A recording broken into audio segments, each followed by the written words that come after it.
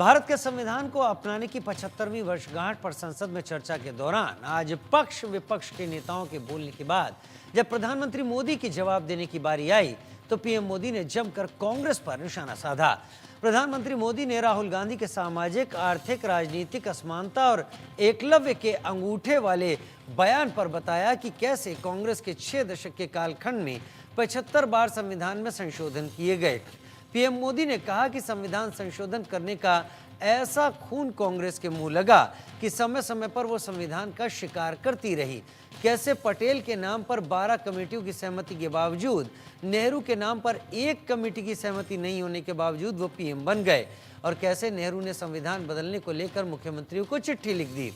प्रधानमंत्री इंदिरा गांधी पर आपातकाल को लेकर निशाना साधते देखे तो वही राजीव गांधी पर शाह बानो वाला मसला भी उन्होंने उठाया। उन्होंने बिना नाम लिए राहुल के अध्यादेश फाड़ने वाले जिक्र को भी सामने रखा।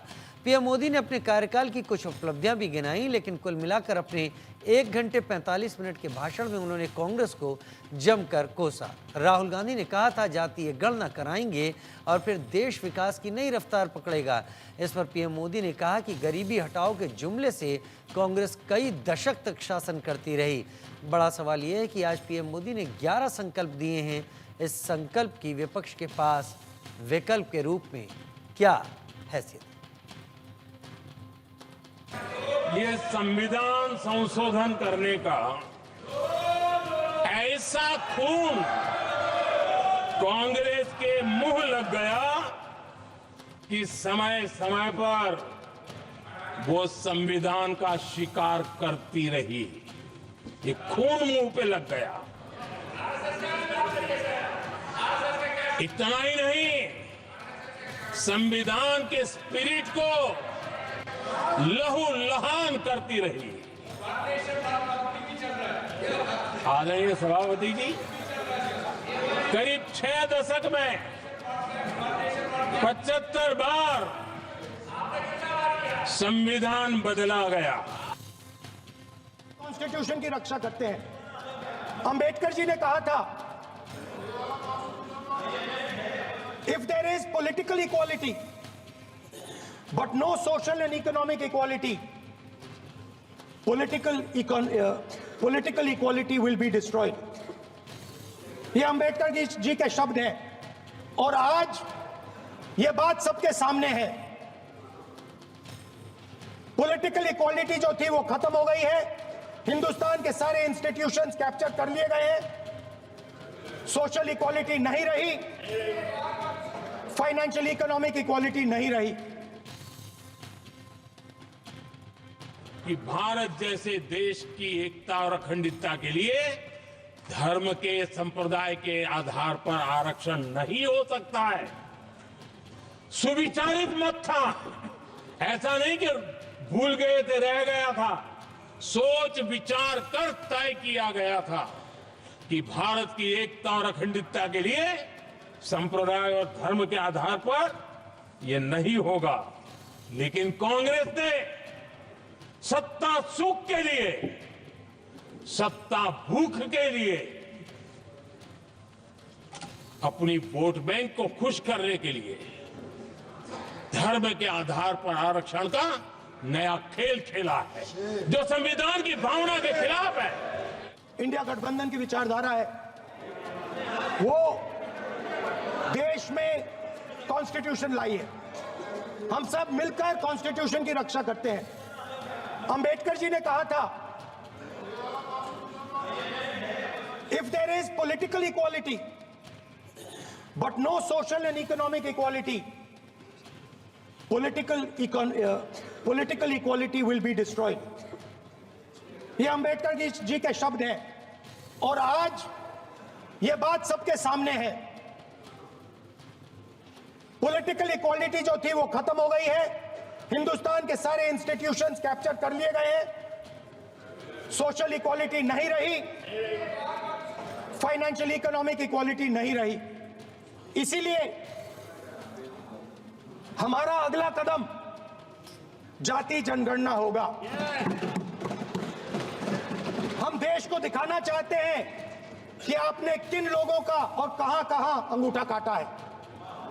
हम दलितों को, आदिवासियों को, पिछड़ों को, किसानों को, मजदूरों को दिखाना चाहते हैं कि आपने किस किस का अंगूठा काटा है। इसलिए जो मैंने वायदा किया था इसी हाउस में, यहां हम कास्ट सेंसस लागू करेंगे और उसके बाद हिंदुस्तान में एक नए तरीके का विकास होगा, एक नई तरीके की राजनीति होगी।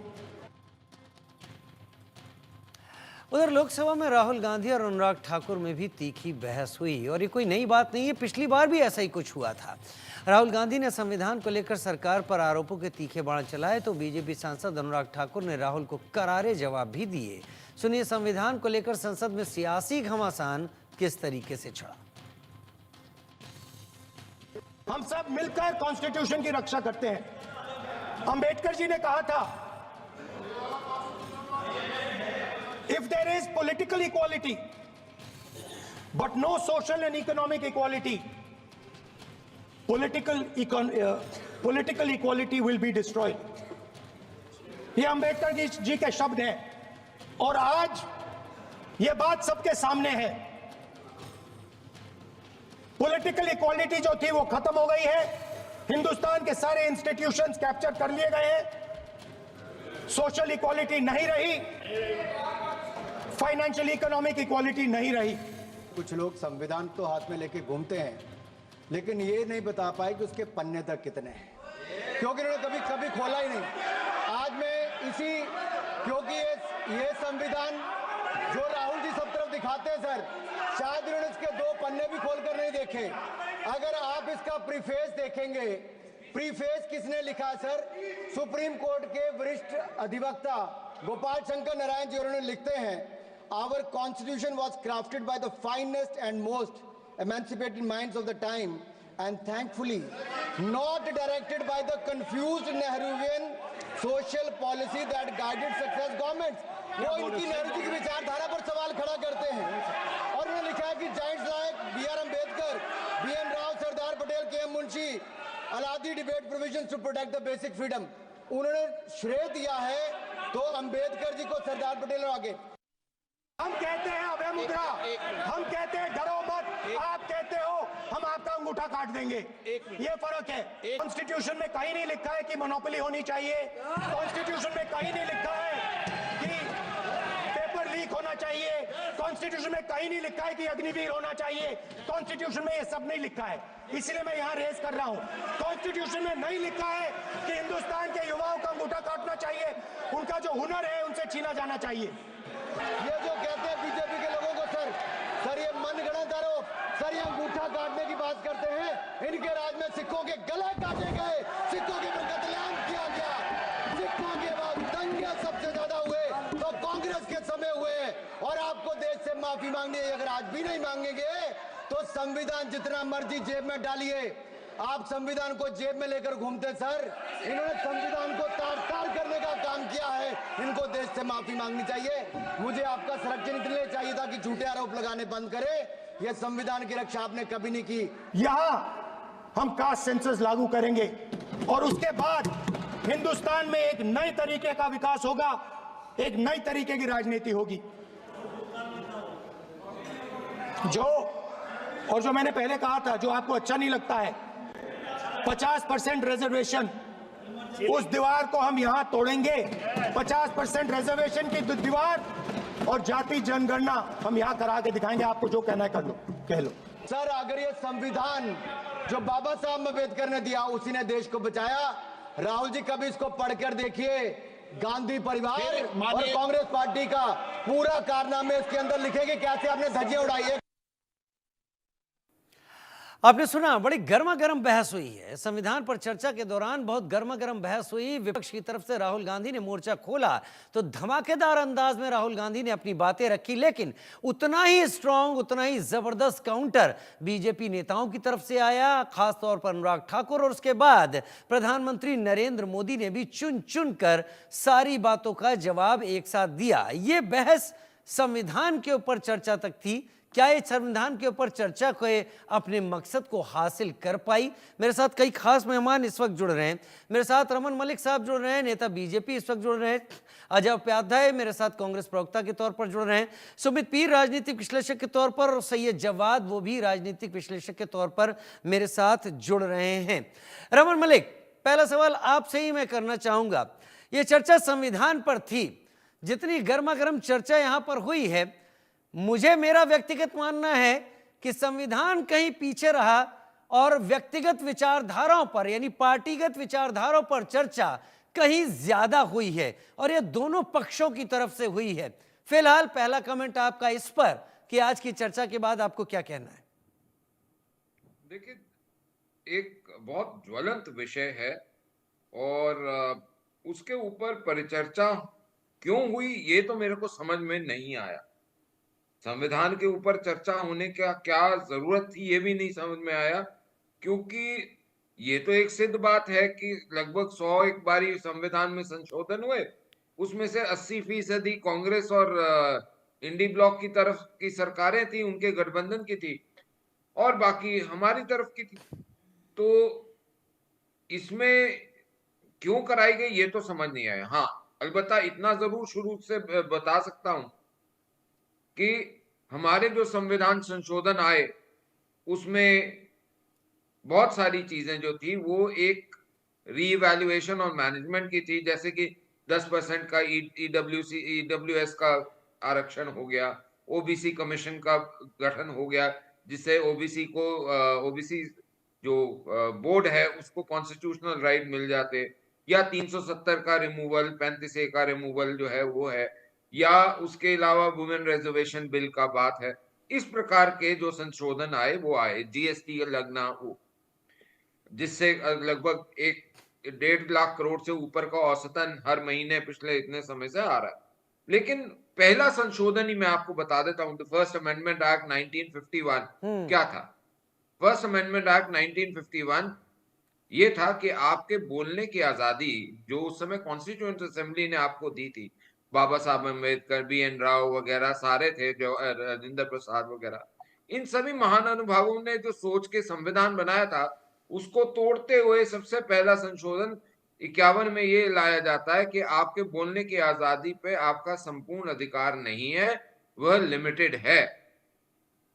तो हमारे संशोधन किस तरीके के हैं और इनके संशोधन किस तरीके के हैं वो तो एक बारी आपको सामने देखना चाहिए, पता हो ही जाएगा।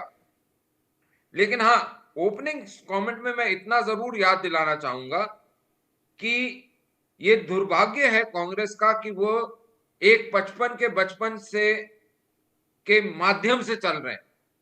उसकी वजह ये बोलूंगा क्योंकि जो व्यक्ति अपनी दादी, अपने पिता को, जो दोनों के दोनों भारत के प्रधानमंत्री रहे, आप प्रधानमंत्री कभी नहीं बन सकेंगे, ना बनेंगे, ना बने हैं, ना बनेंगे, लेकिन जो प्रधानमंत्री रह चुके हैं दोनों, आप उनकी बातों का खंडन करते हैं जो आपके अपने, जहां से आपकी उत्पत्ति है। और उसके अलावा भी आप एक और चीज बड़ी आप देखेंगे कि ये किस विषय पे संविधान की बात कर रहे हैं। इस विषय पे कि ओबीसी को राइट मिल जाए, या इस विषय पे कि आप एक हवा पैदा करें कि संविधान बदल दिया जाएगा। मैं तो ये पूछना चाह रहा हूं साहब कि बाबा साहब अम्बेडकर को आपने चुनाव नहीं लड़ने दिया, एक 52-51 का चुनाव और 57 का चुनाव दोनों में नेहरू जी ने हरवाया था, उस बात को हम एक बारी को छोड़ देते हैं। लेकिन एक मूल भावना जो कॉन्स्टिट्यूशन की थी कि 51 से लेकर 10 साल के अंदर, ये कॉन्स्टिट्यूएंट असेंबली के अंदर लिखा हुआ है कि 51 से लेकर 10 साल के अंदर टारगेट टाइम है कि जो ओबीसी और SC ST हैं उनका स्तर आम लोगों के बराबर आए। तो वो 10 साल, 20 साल, 30 साल, 40 साल, 50 साल, आज 75 साल होने वाले। अब मैं ये पूछता हूं कि ये मूल भावना थी ना जी, वो क्यों हटी?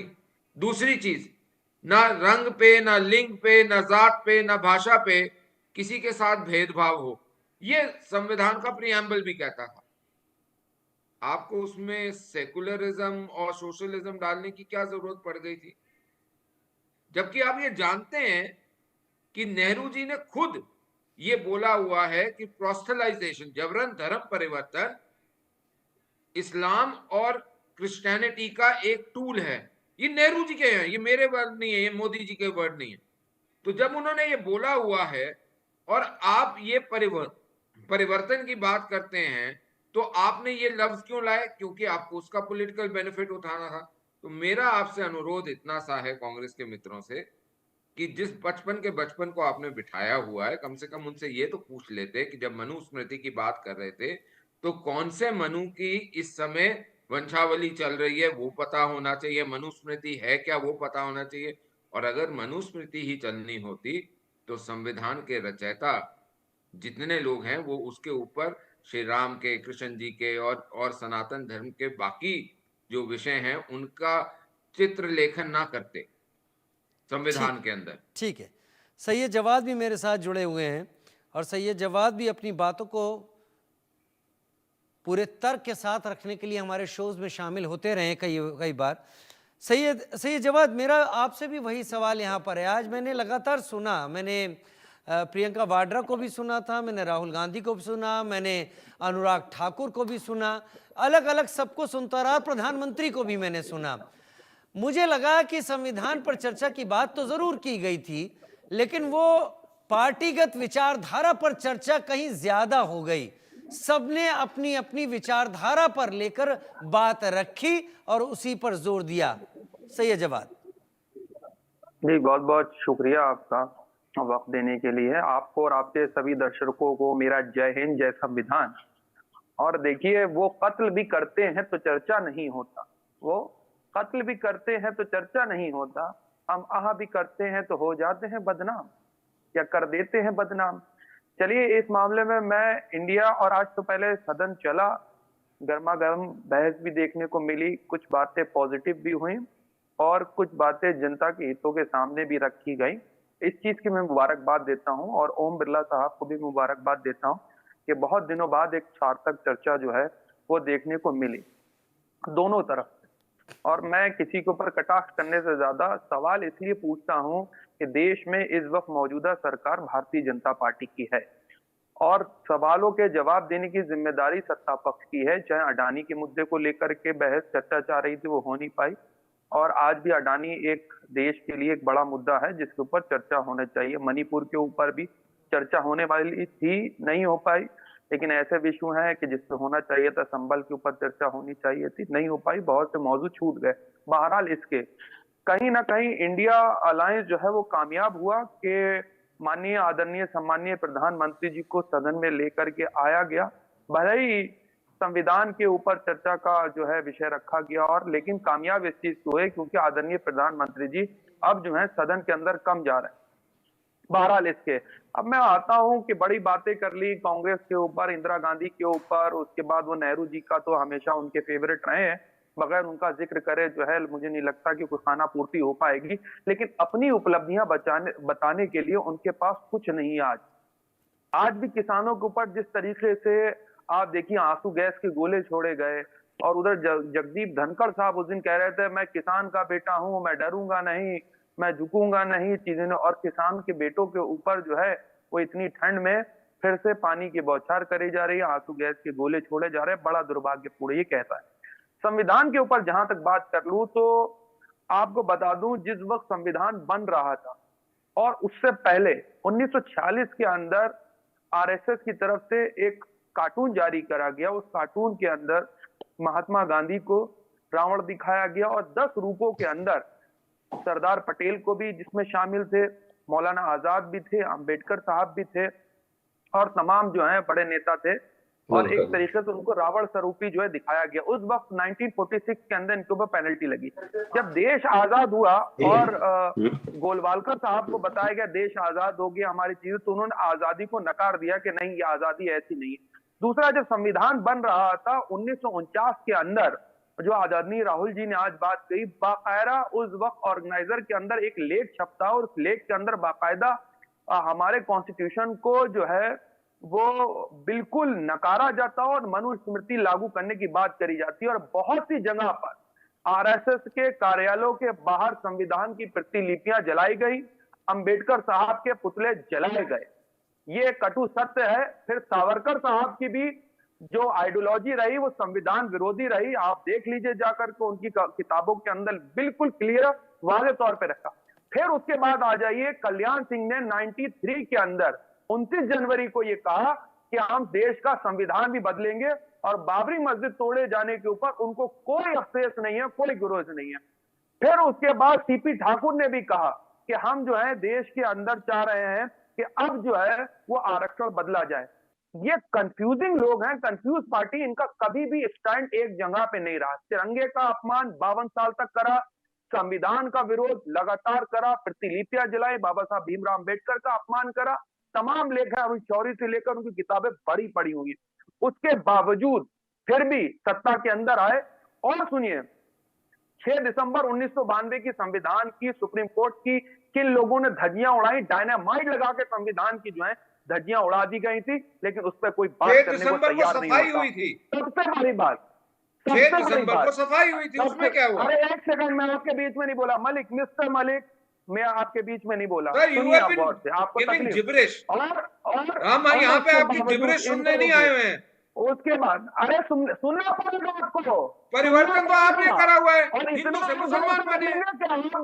परिवर्तन तो आपका हुआ है, हिंदू से मुसलमान बने, उसके और बाद आज उसको आप कल्याण अपना सिंह ने कटु बोला, सत्य मान के बैठे हुए हो। फिर इन्होंने आरक्षण का विरोध करा, आरक्षण विरोधी, और मैं 6 संविधान दिसंबर का विरोधी, खुद एक तिरंगा कार सेवक विरोधी, हूं। महिला मेरे को बहुत विरोधी, शौर्य है इस दलित बात का। विरोधी, ओबीसी विरोधी।